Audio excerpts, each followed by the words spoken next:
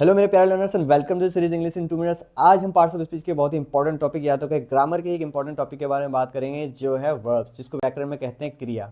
बहुत सारे बच्चों का ये नींद हराम करके रखा है, लेकिन आप बिल्कुल भी चिंता मत कीजिए, आपकी इंग्लिश को लेकर कोई भी प्रॉब्लम को सॉल्व किया जाएगा। बस मेरे साथ बने रहिए। चलिए स्टार्ट करते हैं आज का टॉपिक। वर्ड्स को अगर हम लोग टेंस के साथ सीखें तो बहुत ही कम समय में इफेक्टिवली सीख सकेंगे। और टेंस क्या होता है? समय बताता है हमें भी किसी भी सेंटेंस में किसी भी काम का। फॉर एग्जाम्पल पास्ट, प्रेजेंट या फ्यूचर।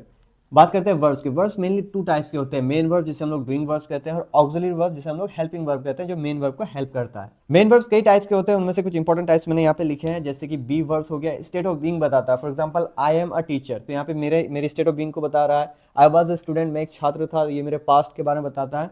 तो इस तरीके से हम लोग इस्तेमाल करते हैं। टू हैव जो बताता है position. For example I have a car, he has a bike, you have a mobile. तो इस तरह की चीज़ें हम लोग इस्तेमाल करते हैं। ट्रांजिटिव वर्ब्स एक ऐसा वर्ब होता है जिसे एक डायरेक्ट ऑब्जेक्ट की जरूरत पड़ती है।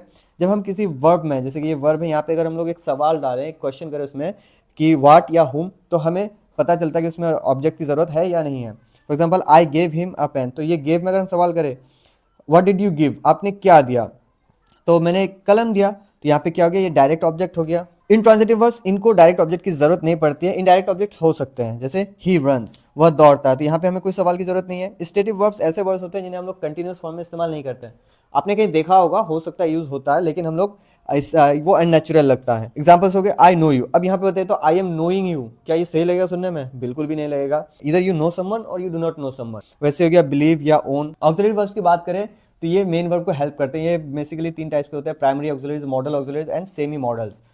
प्राइमरी ऑक्सिलरीज में बी, डू या फिर हैव वाले, जैसे यहाँ पे आप लोगों ने देखा कि बी और हैव, यहाँ पे ये हेल्पिंग वर्ब की तरह काम करेंगे। I am going to school, तो यहाँ पे गोइंग मेरा मेन वर्ब हो गया और एम क्या हो गया, हेल्प कर रहा है मेन वर्ब को।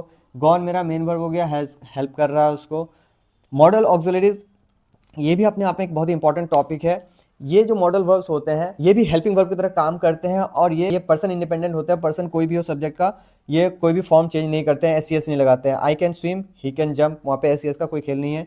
सेमी मॉडल्स जो मॉडल वर्ब्स की तरह भी काम करते हैं और कभी कभार मेन वर्ब्स की तरह भी काम करते हैं। आई यूज टू लिव देयर। वैसे आने वाले वीडियोस में हम इन्हें डिटेल में समझेंगे, हर एक टाइप को, हर एक चीज़ को। बस आप चैनल के साथ बने रहें। आई होप आपको वीडियो पसंद आई तो लाइक कीजिए, सब्सक्राइब कीजिए चैनल को, और आपका कोई सवाल है तो कमेंट जरूर करें। मिलते हैं अगली वीडियो में।